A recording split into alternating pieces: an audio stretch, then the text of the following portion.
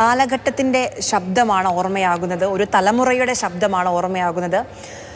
ശ്രീജ പറയുന്നത്, ഇപ്പം ശ്രീ കൈതപ്രം പറഞ്ഞതുപോലെ അമ്മയാണ്, ആ വികാരമാണ് ആദ്യം. പക്ഷേ ഗാനങ്ങൾ വരുമ്പോൾ ഒരു കുഞ്ഞിൻ്റെ മാധുര്യമുള്ള ശബ്ദം മുതൽ ഒരു കുടിയൻ്റെ ശബ്ദം വരെ സ്വന്തം ശബ്ദത്തിൽ വരുത്താൻ, ആ ഭാവം പോലും വരുത്താൻ കഴിവുള്ള ഗായികയാണ്. അങ്ങനെ ഏതും എന്തും വഴങ്ങുമെന്ന് നമ്മൾ പറയില്ലേ, അതുപോലെയുള്ള ഗായിക.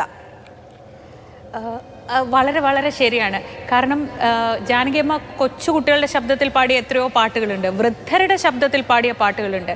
അതിനിടയിൽ ശബ്ദം കൊണ്ട് എന്തൊക്കെ വൈഭവം കാണിക്കാമോ അത് പലതും പല പാട്ടിലുമായി കാണിച്ചിട്ടുള്ള ഒരാളാണ് ജാനകിയമ്മ. ഒരു പതിറ്റാണ്ട് കഴിഞ്ഞിരിക്കുന്നു എസ് ജാനകി എന്ന ആ വിഖ്യാത അനശ്വര ഗായിക പാട്ട് നിർത്തിയിട്ട് ഒരു പതിറ്റാണ്ട് കഴിഞ്ഞിരിക്കുന്നു. പക്ഷേ ഇപ്പോഴും നമ്മൾ മലയാളികൾക്ക് ഒരു ദിവസം കഴിഞ്ഞ് പോകണമെങ്കിൽ ജാനകിയമ്മയുടെ ഒരു വരിയെങ്കിലും വേണം, അല്ലേ?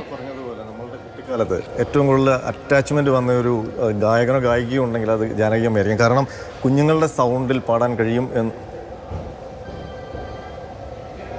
കുഞ്ഞുങ്ങളുടെ സൗണ്ടിൽ പാടാനുള്ള ആ ശബ്ദമാധുരി. ഇപ്പം തുമ്പിവ തുമ്പക്കുടത്തിന് എന്നുള്ള പാട്ടായിരിക്കും നമ്മുടെയൊക്കെ ഓർമ്മയിൽ ജാനകിയമ്മയായിട്ട് ഏറ്റവും കൂടുതലൊരു അറ്റാച്ച്മെൻറ്റ് ഉണ്ടാക്കിയ പാട്ട്. അതുപോലെ തന്നെ ശ്രീജ, ഞാൻ ഓർക്കുമ്പോൾ ഈ പാലക്കാട് ഞാൻ ജോലി ചെയ്യുന്ന സമയത്ത് എനിക്ക് ഏറ്റവും ഇഷ്ടം ഈ പൊള്ളാച്ചി വഴി പോകുമ്പോൾ ജാനകിയമ്മയുടെ ഒരു പാട്ട് കേൾക്കാനായിരുന്നു. അത് മെല്ലെ തുറന്ന വാതിൽ എന്ന് പറയുന്ന തമിഴ് സിനിമയിലെ ഉരുസാനം എന്ന് പറയുന്ന ഒരു പാട്ടുണ്ട്.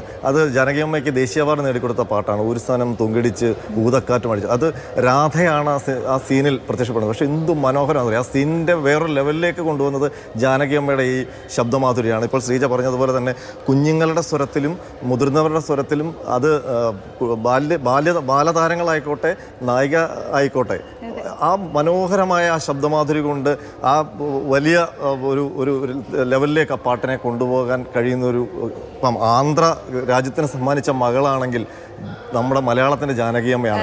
ഏതാണ്ട് 50,000 പാട്ടിനടുത്ത് പാടിയ ഇതുപോലൊരു കലാകാരി ഉണ്ടോ എന്നുള്ള കാര്യം സംശയമാണ്. അപ്പോൾ എല്ലാ തരത്തിലും രാജ്യം ആദരിച്ച ജാനകിയമ്മ, നമ്മളെ ഇപ്പോൾ ഏത് പാട്ടാണ് എടുത്തു പറയുക എന്ന് ചോദിച്ചു കഴിഞ്ഞാൽ വെറുതെ ഒന്ന് നോക്കുകയായിരുന്നു. നമ്മൾ സ്ഥിരം കേൾക്കുന്ന കുറേ പാട്ടുകൾ, തളിരിട്ട കിനാക്കൾ തൻ, അഞ്ജന കണ്ണെഴുതി, സൂര്യകാന്തി, ഒരു കൊച്ചു സ്വപ്നത്തിൻ, താമരക്കുമ്പിളല്ലോ മമഹൃദയം, ഇങ്ങനെ ഇന്നലെ നീ ഒരു സുന്ദരരാഗമായി, ഏതൊക്കെയാണ് നമ്മൾ പറയുക? ബാബുരാജ ആയാലും ഇളയരാജ ആയാലും ആരുമായിട്ടും ഒത്തുചേർന്ന് പോകുന്നൊരു കെമിസ്ട്രി ജാനകിയമ്മയ്ക്ക് ഉണ്ടായിരുന്നു. മാത്രമല്ല ജാനകിയമ്മ വന്ന് നിൽക്കുന്നത്, നമുക്കൊക്കെ ഓർമ്മയുള്ള ജാനകിയമ്മ എന്ന് പറഞ്ഞാൽ തൂവെള്ള സാരി ഉടുത്ത് മുടി ഒരു പ്രത്യേക രീതിയിൽ കെട്ടി വന്ന് നിന്നിട്ട് ഇത്രയും വലിയ ഒരു കലാകാരിയായിട്ടും ലാളിത്യം, അതുപോലെ തന്നെ വിനയം, അതൊക്കെ ജാനകിയമ്മയെ കണ്ടുപഠിക്കണമെന്ന് എല്ലാ കലാകാരന്മാരും പറയാറുണ്ട്. അപ്പോൾ അവരൊരു വേദിയിൽ വന്ന് നിന്നപ്പോൾ ശരിയാണ്. ഇപ്പം നിങ്ങൾ രണ്ടുപേരും പറഞ്ഞ പോലെ എത്രയോ ഗാനങ്ങൾ നമ്മുടെ മുന്നിലുണ്ട്. ഒന്ന് ഓർക്കുമ്പോൾ തന്നെ കുറേ ഗാനങ്ങൾ നമ്മുടെ ഓർമ്മയിലേക്ക് ഇങ്ങനെ ഓടി വരുന്നുണ്ട്. എസ് ജാനകി എന്നുള്ള പേര് പറയുമ്പോൾ.